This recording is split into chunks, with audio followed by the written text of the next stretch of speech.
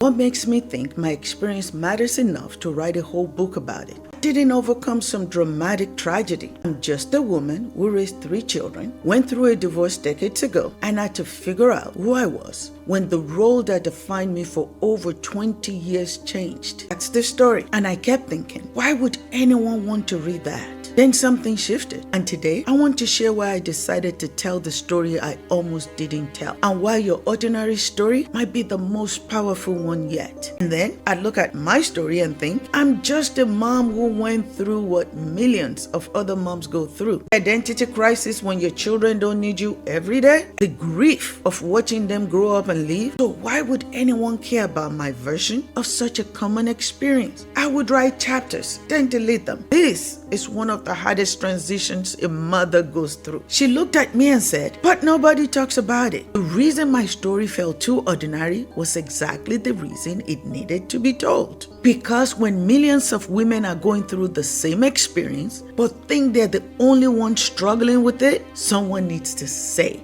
this is normal. This is hard. You're not alone. My story wasn't too common. Common stories are the ones we need most because that's where we find ourselves reflected back. Personal stories create universal healing precisely because they are relatable, not despite it. The details are mine, but the feelings are universal. And that is the magic of telling your ordinary story. It gives other people permission to acknowledge their own ordinary struggles. It says, if she can talk about it this openly, maybe I'm not crazy for feeling this way too. Your stories matter not because it's different from everyone else's, but because it's similar enough that someone reading it will think, oh my God, that's exactly how I feel. And if you've ever felt like your story was too ordinary to share, too common to matter, I want you to join our free community where we're learning to value our lived experiences exactly as they are. But here's the truth. Your story, the ordinary, relatable, everyone goes through this story, is the one somebody needs to hear today. A woman who's questioning whether her feelings are valid needs someone to say, I felt that too, and it's completely normal. We need more ordinary story. We need more women willing to say, this is what it was really like for me. Because that's how we stop feeling alone. That's how we realize that our struggles don't make us weak or broken or different. They make us human.